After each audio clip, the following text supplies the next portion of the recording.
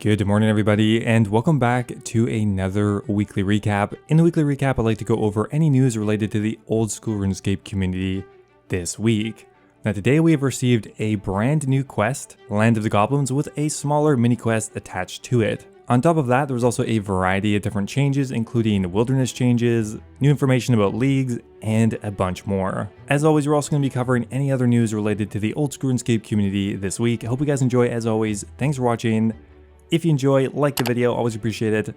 Let's get started. Now today sees the release of the Land of the Goblins quest. Now this was originally a quest back in RS2 that was released, I think, even in 2007, but just a bit after the original backup was made, so now we're getting pretty much a restoration. So the Land of the Goblins is an experience level quest that advances the Dorgesh-Kaan storyline. Now, although they have pulled pretty much a complete version of the original questline, they've also polished it up a bit to make sure it's up to modern standards.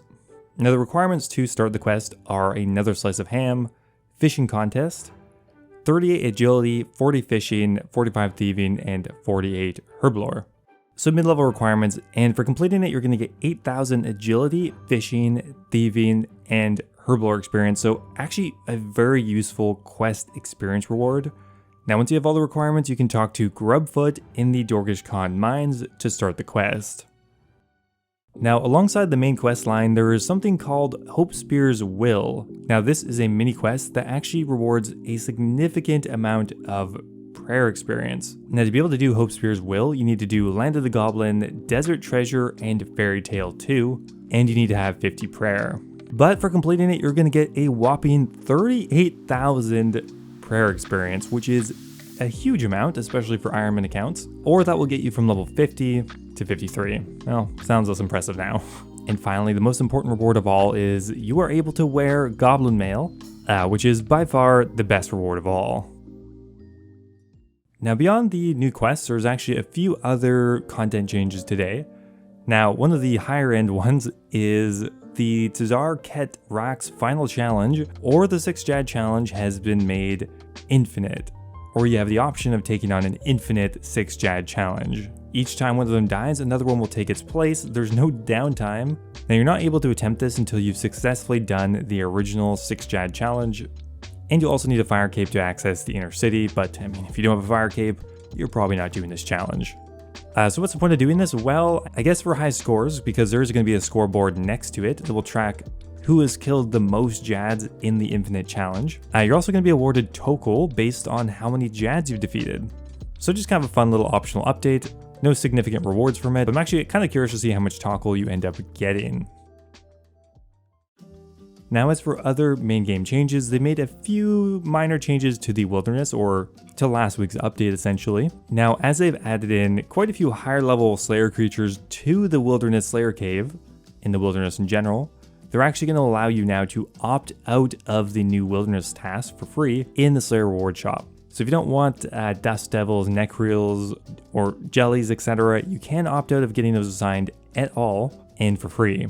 Now to balance that out, for those who do want to get them, the actual weighting of the new tasks have been increased from 3 to 5 to make them more frequent.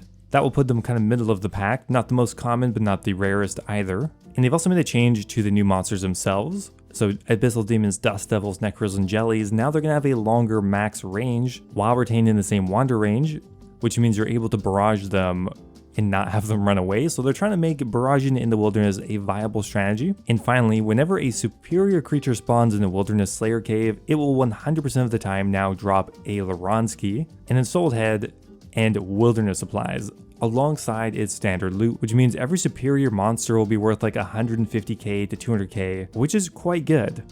On top of that, green dragons that are in the wilderness cave will now also drop additional loot that was meant to be added last week, but I suppose it was forgotten.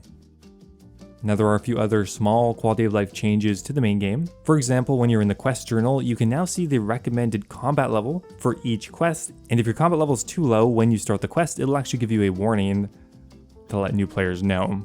And that's pretty much it for all of the main game changes. So now we're coming to some news for Shattered Relics. Now the league is well underway now.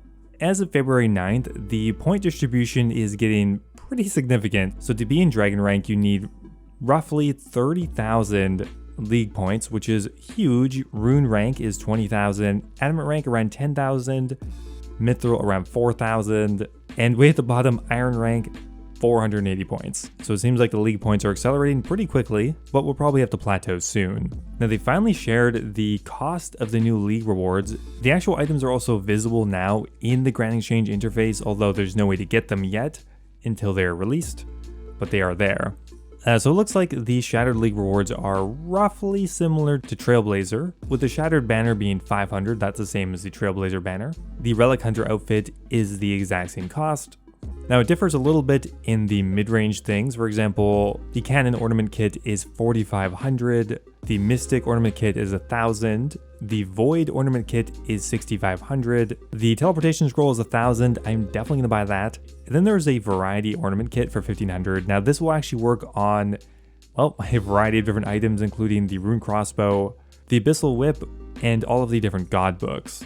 Now those are the costs for the items, and those should become available right after the end of the league, which now, if you weren't aware, has been extended until March 16th.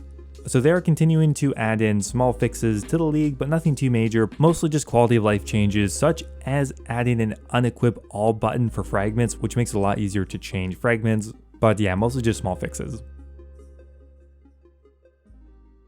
Okay, so this week also, the Guardians of the Rift poll has closed, and pretty much everything is passed. So everything's being added.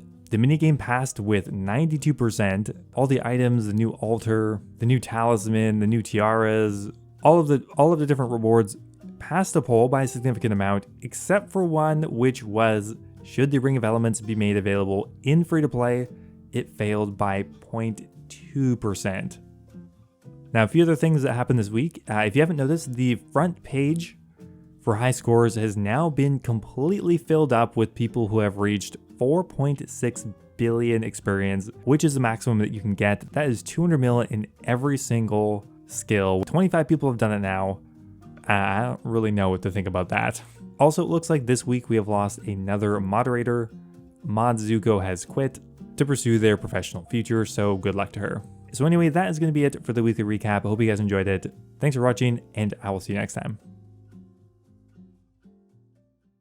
Now, before I go here, I want to give a giant thank you to all of my members over on YouTube. Thank you so much to The Hybrid, Alejandra, Sizwani's Flail, and Kush Patel for all being subscribed to the Dragon tier. You guys are awesome. Thanks so much. Also, a big thank you to Cadell Studio Gaming, Locustiz, Mexos, Basetitch, NDM001, and YoYoSub89 for also being subscribed at the Evernight tier. Appreciate it a lot. As always, if you're looking for another way to support the channel, becoming a YouTube member is an awesome way to do so. You will become immortalized in all of my future videos, get a custom role in my Discord server, and access to my video release schedule. Thanks for watching, and I will see you next time.